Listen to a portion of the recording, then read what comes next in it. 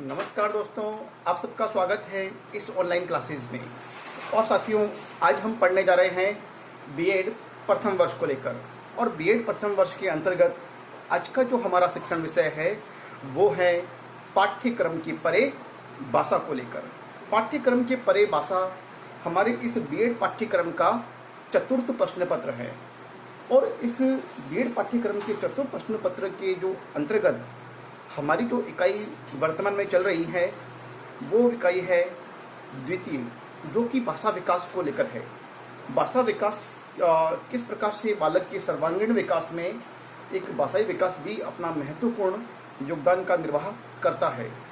तो हम उसी भाषा विकास की प्रक्रिया के बारे में अध्ययन कर रहे हैं। और इन भाषा विकास की प्रक्रिया में अध्यापक में किस प्रकार से अध्यापक को भाषा विकास में बालकों को अर्जित करने में उनको एक मार्गदर्शक का कार्य करना चाहिए, ताकि बालक का भाषाई विकास एक उचित गति से हो सके। इसी प्रकार से हम अपने तो आज का साथियों हमारा प्रकरण जो है वो प्रकरण है भाषा अध्यापक की सामान्य शिक्षक के लिए भाषाई दक्षता। कि साथियों, शिक्षक के लिए भाषाई दक्षता किस प्रकार से होनी चाहिए, शिक्षक में कौन कौन सी ऐसी भाषाई दक्षताएं जो होना चाहिए। और ठीक उसी के साथ में साथियों आज का जो हमारा मुख्य शिक्षण बिंदु है वह है भाषा अध्यापक के सामान्य गुण। कि ऐसे कौन कौन से गुण हैं जो सामान्य रूप से भाषा अध्यापक में जिनकी अपेक्षा की जाती हैं कि अन्य अध्यापकों की सहायता से या अन्य विषयों के अध्यापकों की अपेक्षा एक भाषा का जो अध्यापक है उनमें कुछ विशेष गुणों की अपेक्षा समाज द्वारा की जाती है। तो वो ऐसे सामान्य गुण कौन कौन से हैं जिनके बारे में हम आज के प्रकरण में अध्ययन करेंगे। तो आइए साथियों बढ़ते हैं हम अपने प्रकरण की ओर। तो साथियों, इस प्रकरण के संबंध में हमने 4 बिंदुओं पर अध्ययन हमने पूर्व के वीडियो व्याख्यान में किया था। और शेष रहे बिंदुओं पर आज हम पुनः अपना वीडियो व्याख्यान के माध्यम से चर्चा करेंगे। तो साथियों, 5वां जो बिंदु है यहाँ पर भाषा शिक्षण की विधियों का ज्ञान। साथियों, हर एक कुशल अध्यापक को भाषा शिक्षण की उचित विधियों का ज्ञान होना आवश्यक है। कि बालक की सबसे पहले तो उसमें ये होना चाहिए कि बालक की आवश्यकता की पहचान कर सके कि बालक का स्तर क्या है, बालक के स्तर की जांच कर सके और कौन सी विधि किस बालक को सीखने सिखाने के लिए उपयुक्त होगी।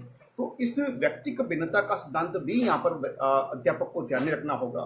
और समूहवार बालकों की आवश्यकता के अनुरूप उन्हें शिक्षण कराया जाना चाहिए। जब बालकों की जो आवश्यकता है शिक्षण संबंधी, तो उन आवश्यकताओं की पहचान करना होगा उसे। और पहचान करने के बाद में उसे क्या आता है और क्या उसे सिखाने की आवश्यकता है हमें, तो इस बात पर वो पूरी तरह से आश्वस्त होकर ही अलग अलग समूह के बालकों के लिए अलग अलग प्रकार की गतिविधि का आयोजन वो विद्यालय स्तर पर करता है। और अलग अलग विधि का आयोजन जब बालकों के लिए अध्यापक करेगा तो उसे उन प्रत्येक विधि का ज्ञान होना चाहिए। और साथ में इस बात का भी ज्ञान होना चाहिए बालकों के लिए कि कौन सी विधियां शिक्षण में प्राचीन हैं और कौन सी विधियां जो नवीन पद्धति से अपनाई गई हैं या नवीन वैज्ञानिकों के द्वारा या मनोवैज्ञानिकों के द्वारा जिनको क्रियान्वित किया गया है, जिनके लिए एक कह सकते हैं कि सिफारिश की गई है। और उनके साथ में पाठ्यचर्या का कार्यक्रम का अनुभव होना चाहिए। वो अध्यापक समय समय पर एक कह सकते हैं कि उसमें एक वर्तमान जो नवीन बातें हो रही है शिक्षा संबंधी शिक्षा जगत में उनको अपनाने का अनुभव होना चाहिए। विभिन्न प्रकार के पाठ्यचर्या से जुड़े हुए कार्यक्रमों में भाग ले रहे, जैसे कि एनसीईआरटी के द्वारा, एसआईआरटी के द्वारा, या फिर विभिन्न प्रकार की भाषा शिक्षक प्रशिक्षणों में, सर्व शिक्षा अभियान में, रमसा में अनेक प्रकार की जो शिक्षकों से जुड़े हुए प्रशिक्षण होते हैं। और पाठ्यक्रम या पाठ्यचर्या से जुड़े हुए जितने भी कार्यक्रम हैं उनमें उसका एक भागीदारी निभाना एक आवश्यक है, ताकि वो समय समय पर होने वाले पाठ्यचर्या संबंधी परिवर्तनों को वह अध्यापक जान पाए और अपने बालकों को एक वर्तमान की जो आवश्यकता है बालकों की शिक्षा को लेकर उसको जान पाए और बालकों को उस ओर उन्मुख कर सके। उसके बाद साथियों है नवाचारों का ज्ञान।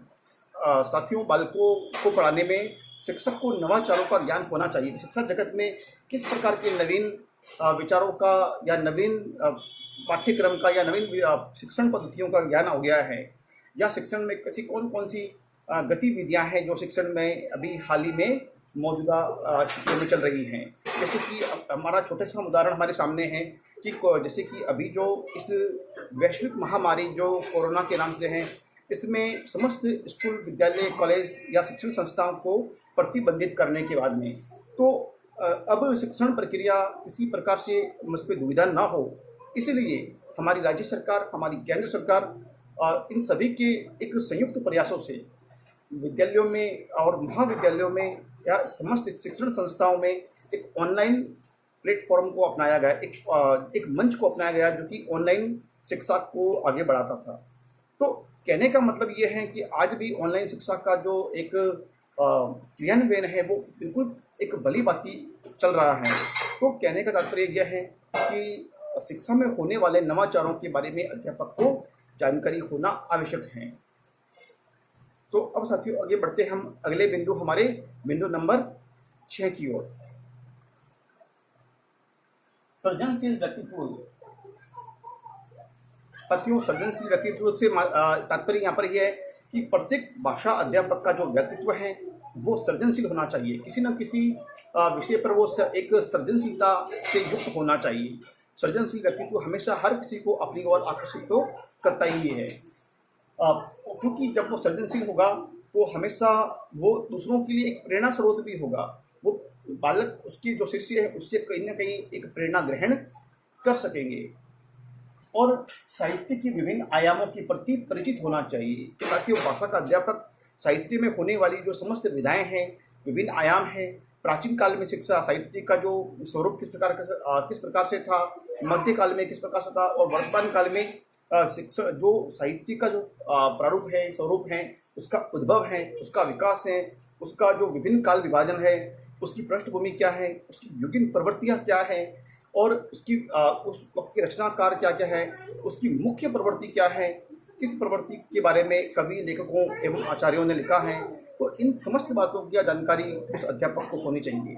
किस युग में कौन सी विधाओं पर ज़्यादा लेखनी चली हैं, उसका भी उसके बारे में भी उन अध्यापक जी को ज्ञान होना आवश्यक है, क्योंकि जब वो स्वयं साहित्य के रूप में रुचि नहीं लेगा या स्वयं सृजनशील नहीं होगा तो वो अपने विद्यार्थियों में कभी भी साहित्य के प्रति उन्हें उन्मुख नहीं कर पाएगा। उनको साहित्य का रस आस्वादन किस प्रकार से किया जाए, इस बात के लिए अपने विद्यार्थियों को कभी भी प्रेरित नहीं कर पाएगा। इसलिए साथियों, अध्यापक को हमेशा एक कह सकते हैं कि एक सृजनशील व्यक्तित्व का होना अति आवश्यक है। अगला बिंदु साथियों हमारे समक्ष है 7वां, शुद्ध उच्चारण। साथियों, भाषा अध्यापक का जो उच्चारण होता है वो हमेशा शब्दों का, वर्णों का बहुत ही स्पष्ट होना चाहिए, क्योंकि जब भाषा अध्यापक का जो उच्चारण शुद्ध नहीं होगा तो वो विद्यार्थी उसका अनुकरण किस प्रकार से कर पाएंगे, और जब भाषा अध्यापक स्वयं अशुद्ध उच्चारण करेगा तो निश्चित रूप से उसके विद्यार्थी जो उसको अनुकरण कर रहे हैं वो भी अशुद्ध उच्चारण करेंगे। तो शुद्ध उच्चारण का ध्यान अध्यापक को हमेशा रखना है।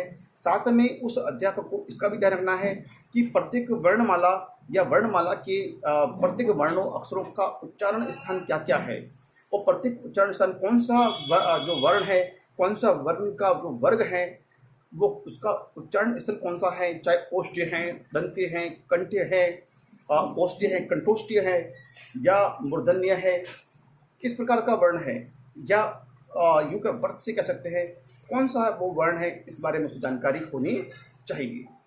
तभी वो अध्यापक अपने एक कह सकते हैं कि बालकों में शुद्ध उच्चारण की ओर प्रेरित कर सकता है और उनको गलतियाँ करने पर, त्रुटियाँ करने पर उनको बार बार शुद्ध उच्चारण के लिए अभिप्रेरित कर सकता है, निरंतर अभ्यास करवा सकता है। अगला जो बिंदु साथियों यहाँ पर दिया गया है, सुंदर लेख। साथियों, जिस प्रकार एक सुंदर या स्पष्ट किया हुआ वाचन या स्पष्ट जो उच्चारण है वो हर किसी को अपनी ओर आकर्षित करता है, तो ठीक उसी प्रकार से अध्यापक के द्वारा लिखा गया सुंदर लेख भी, मेरा लेख इतना सुंदर नहीं है साथियों, लेकिन फिर भी ये बात है कि अध्यापक को अपना लेख इतना सुंदर लिखना चाहिए कि बालकों को भली भांति समझ में आए। इतना तो होना ही चाहिए कि बाल अध्यापक ने जो लिखा है वो उसको समझ पाए। तो क्योंकि प्राथमिक स्तर पर बालकों को अच्छा लिखना ही चाहिए, ताकि जो छोटे बालक है वो अपने अक्षरों की, वर्णों की बनावट सुंदर रूप में लिख सकें, शब्दों को सुंदर रूप में लिख सकें।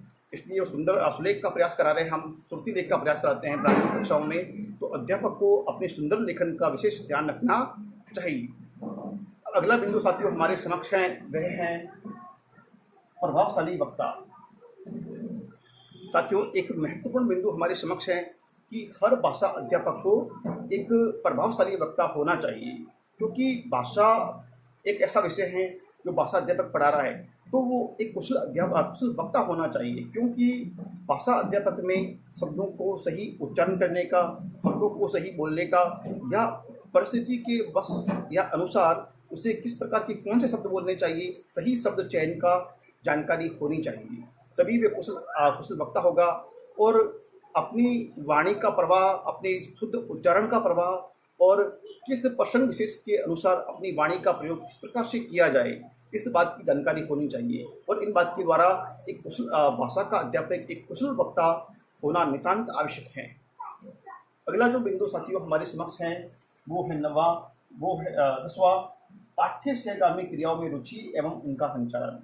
साथियों, इस बात को लेकर मैं कहना चाहूँगा कि ये बहुत ही महत्वपूर्ण बिंदु भी है और वर्तमान में हमारी जो केंद्र सरकार हैं या राज्य सरकार ने बाल केंद्रीय शिक्षा के साथ में इसको भी महत्वपूर्ण माना है। मूल्यांकन जो प्रक्रिया अभी चल रही है CCE और CCA भी है, क्योंकि कंटिन्यूस कॉम्प्रहेंसिव असेसमेंट, सतत एवं व्यापक मूल्यांकन के तहत इस बात को विशेष बल दिया गया है कि बालकों में केवल बालकों का जो एक ग्रेडिंग सिस्टम है या एक जो मतलब उनका जो एक कह सकते हैं कि जो उनकी नंबरों की जो प्रक्रिया है, पहले केवल उसकी कक्षा पेपर पेंसिल टेस्ट के आधार पर दी जाती थी, लेकिन अब उसका जो बालक का जो एक भागीदारी है वो शैक्षिक प्रक्रियाओं के इतर सह शैक्षिक प्रक्रियाओं में कितनी है उसको भी ध्यान में रखते हुए उनका आकलन किया जाता है। और इस प्रकार से बालकों का शैक्षिक एवं सह शैक्षिक दोनों ही गतिविधियों के आधार पर उसको एक ग्रेडिंग दिया जाता है। उसका दोनों ही क्षेत्रों में उसका प्रदर्शन किस प्रकार का रहा उसके आधार पर उसका नंबरों का एक चयन किया जाता है। तो साथियों, सह शैक्षिक गतिविधियाँ वह हैं कि शैक्षणिक गतिविधियों के अतिरिक्त जैसे खेल गतिविधियाँ हैं, प्रार्थना सभा है, साथियों के प्रति व्यवहार है, खेल में है, प्रार्थना सभा कार्यक्रम में वो कैसे भाग ले रहा है, कक्षा में होने वाले विभिन्न प्रतियोगिताओं में उसका भागीदारी कैसी है। तो इन तमाम सारी बातों को ध्यान में रखते हुए उस बालक का एक प्राप्तांक उसको दिए जाते हैं। तो इसे कहते हैं कि सह शैक्षिक गतिविधियों का आयोजन। तो हर अध्यापक को अपने ये ध्यान रखना चाहिए कि शैक्षिक गतिविधियों के साथ में सह शैक्षिक गतिविधियों का आयोजन करें और विभिन्न प्रतियोगिताओं का आयोजन करें विभिन्न जयंतियों पर, जिससे कि बालकों में एक अच्छे वक्ता, अच्छे खिलाड़ी या फिर अच्छे सुयोग्य देश के राष्ट्र के नागरिक होने के गुण विकसित हो सके। इसके लिए अध्यापक को हमेशा प्रयास करना चाहिए। तो साथियों, आज के इस वीडियो व्याख्यान में इतना ही। हम फिर मिलेंगे अगले वीडियो व्याख्यान में। तब तक के लिए बहुत बहुत धन्यवाद। जय हिंद, जय भारत।